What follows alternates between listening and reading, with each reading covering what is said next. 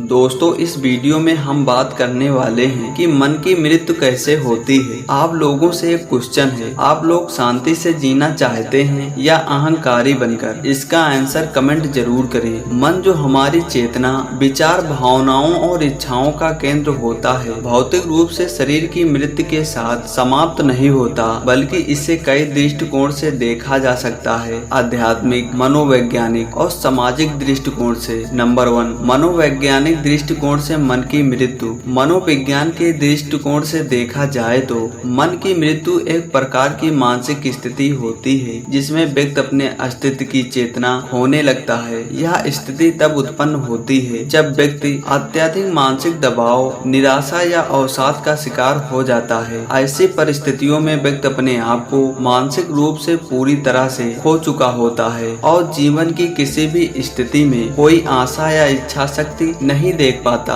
मनोवैज्ञानिक रूप से मन की मृत्यु को कुछ प्रकार की मानसिक अवस्थाओं से जोड़ा जा सकता है, जैसे कि गंभीर अवसाद, क्लिनिकल डिप्रेशन। इस स्थिति में व्यक्ति भावनात्मक रूप से इतना थक जाता है कि उसे जीवन में किसी भी चीज में आनंद नहीं आता और वह आंतरिक रूप से मृत महसूस करने लगता है। सिजोफ्रेनिया, इस मानसिक विकार में व्यक्ति वास्तविकता से अलग थलग हो जाता है और मानसिक रूप से अस्तित्व की धारा से कटा हुआ महसूस करता है। इसमें भी एक प्रकार की मन की मृत्यु हो जाती है। बर्न आउट, अत्यधिक तनाव और थकान के कारण व्यक्ति मानसिक रूप से इतनी गहराई से थक जाता है कि उसे किसी भी चीज में रुचि नहीं रहती और एक प्रकार की मानसिक मृत्यु का अनुभव करता है। नंबर 2, आध्यात्मिक दृष्टिकोण से मन की मृत्यु का अर्थ आत्मज्ञान या मोक्ष की स्थिति में पहुंचने से है। हिंदू धर्म और बौद्ध धर्म जैसे आध्यात्मिक मतों में मन की मृत्यु का अर्थ है अहंकार की मृत्यु।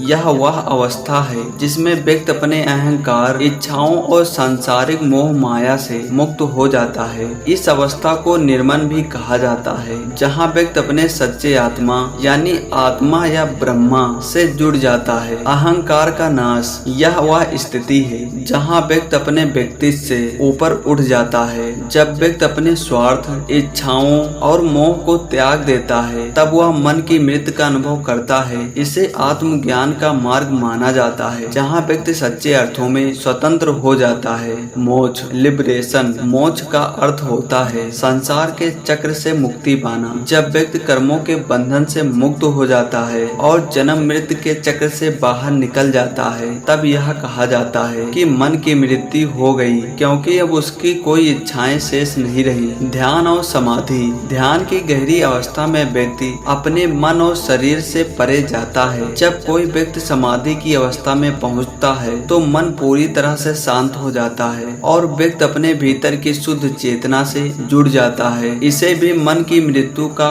रूप माना जाता है, क्योंकि इसमें व्यक्ति अपने अहंकार और व्यक्तिगत विचारों को खो देता है। नंबर 3, समाज शास्त्रीय और सांस्कृतिक दृष्टिकोण। समाज शास्त्रीय दृष्टिकोण से देखा जाए तो मन की मृत्यु का संबंध व्यक्ति के समाज और परिवेश से होता है। व्यक्ति के मन और उसकी मानसिकता पर समाज का गहरा प्रभाव होता है। जब किसी व्यक्ति को सामाजिक अस्वीकृति, अलगाव या अपमान का सामना करना पड़ता है तो वह मानसिक रूप से समाप्त महसूस करने लगता है। सामाजिक अलगाव, सोशल आइसोलेशन, अगर किसी व्यक्ति को समाज द्वारा अस्वीकार कर दिया जाता है या उसे सामाजिक रूप से अलग थलग कर दिया जाता है तो वह मानसिक रूप से टूट जाता है। यह व्यक्ति के मानसिक स्वास्थ्य पर गहरा प्रभाव डालता है और उसे मन की मृत्यु जैसी स्थिति का सामना करना पड़ता है। आत्मसम्मान की क्षति, समाज में अपमान, अस्वीकारता या असफलता से व्यक्ति का आत्मसम्मान चोटिल होता है। आत्मसम्मान की इस क्षति के कारण व्यक्ति मानसिक रूप से खुद को असहाय और निष्क्रिय महसूस करता है, जो मन की मृत्यु का रूप ले सकता है। नंबर 4, जीवन और मृत्यु के बीच का संबंध। जीवन और मृत्यु के बीच एक गहरा संबंध है। यह संबंध न केवल भौतिक रूप से बल्कि मानसिक और आध्यात्मिक रूप से भी व्यक्त होता है। मन की मृत्यु, चाहे वह मानसिक तनाव के कारण हो या समाज के दबावों के कारण या आध्यात्मिक मुक्ति के रूप में, यह हमारे अस्तित्व का एक महत्वपूर्ण हिस्सा है। कुछ विचारधाराओं में मन की मृत्यु को सकारात्मक रूप में देखा जाता है, जैसे कि बौद्ध धर्म में निर्वाण की स्थिति हो। इसका इसका मतलब है कि व्यक्ति अपने जीवन के बंधनों और दुखों से मुक्ति हो चुका है। अब वह किसी प्रकार की पीड़ा का सामना नहीं कर रहा है। वहीं दूसरी ओर मन की मृत्यु को मानसिक रोगों और अवसाद के रूप में देखा जाता है, जहां व्यक्ति खुद को खत्म महसूस करता है और जीवन में कोई उद्देश्य नहीं देखता। नंबर 5, व्यक्तिगत अनुभव और मन की मृत्यु। व्यक्ति का व्यक्तिगत अनुभव भी मन की मृत्यु की दिशा में एक महत्वपूर्ण कारक होता है। जब कोई व्यक्ति अपने जीवन में अत्यधिक कष्ट और तनाव का सामना करता है तो वह मानसिक रूप से थक जाता है। ऐसी स्थिति में व्यक्ति अपने अनुभवों से मानसिक मृत्यु का अनुभव कर सकता है। दुखद घटनाएं और आघात। जब व्यक्ति किसी गहरे व्यक्तिगत नुकसान जैसे किसी प्रियजन की मृत्यु या गंभीर वित्तीय संकट का सामना करता है तो उसके मन में उदासी और निराशा का भाव उत्पन्न होता है। यह स्थिति यदि लंबे समय तक बनी रहती है तो व्यक्ति अपने मन की मृत्यु का अनुभव कर सकता है। सपनों और आकांक्षाओं का टूटना। जब किसी व्यक्ति के जीवन के लक्ष्य, सपने या आकांक्षाएं पूरी नहीं होती हैं तो वह मानसिक रूप से क्षीण हो जाता है। ऐसी परिस्थितियों में भी व्यक्ति मानसिक रूप से मृत्यु महसूस कर सकता है। नंबर 6, प्रतीकात्मक और साहित्यिक दृष्टिकोण। साहित्य और दर्शन में मन की मृत्यु